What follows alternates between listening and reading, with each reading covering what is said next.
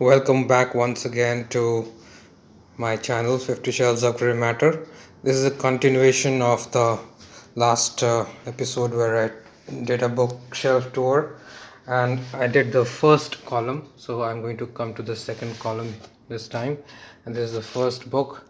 This is Ruth Rendell, the famous detective novelist who died, I think, a couple of years ago.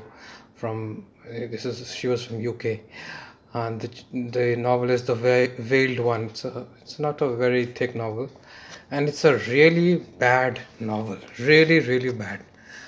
And this is what astonishes me because you see, the blurb says it's a sharp, intelligent, observant, dark, gripping. There's nothing gripping about this novel. It's a real bore, and yet it gets such rave reviews. So that's the one thing that you'll find common in most of my book reviews. I don't go by the blurbs, and because mostly they are wrong, simply wrong.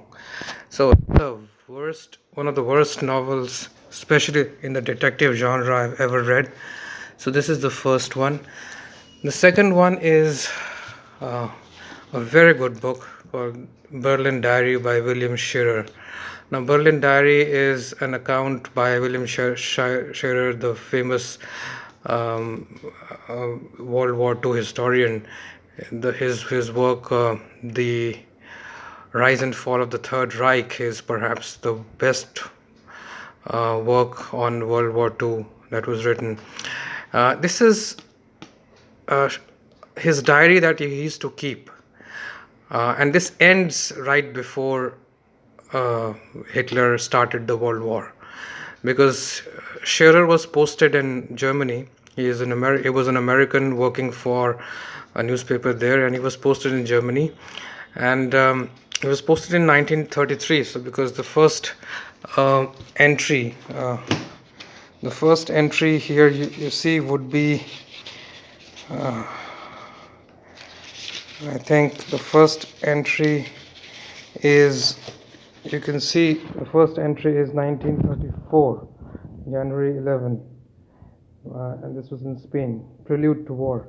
So this is a really great first-hand account of First World War. I think one of the best books on World War II I've ever written, and I've always loved the diary format. I am someone who likes to uh, go straight to in a person's first-hand experience, and nothing better than a diary for that. So it's an amazing book. Then we have a self-help book called Making Life Right When It Feels All Wrong. I've read just a little bit of it, and so I won't be able to say much about it, but looks like a good book. Maybe I'll do um, some review of it later. Then this is Michael Moore, Dude, Where's My Country? Michael Moore, I hate him because he is highly partisan, very much. He's an he's a Democrat to the, I mean, militant Democrat, I would say, and I don't like him at all because, but yet I wanted to have this book because it's a famous book. This is this is simply a, a criticism of the Bush years in America. So you see here, this is Bush, and but it's not well founded. So it's highly polemical, dishonest. So I don't like him at all. Okay, then I have this work, Night of January 16th by Ayn Rand. It's a work of drama, and it's a good work, very well written drama. John Buchan's 39 Steps. I haven't read this work, though it's very well known.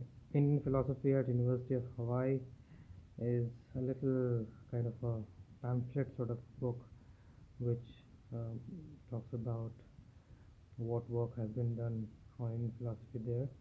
Then this is the most famous work by Helen Keller, The Story of My Life. A really good and a very motivating account of how Helen Keller, who was um, almost born blind and deaf and dumb, learned to read and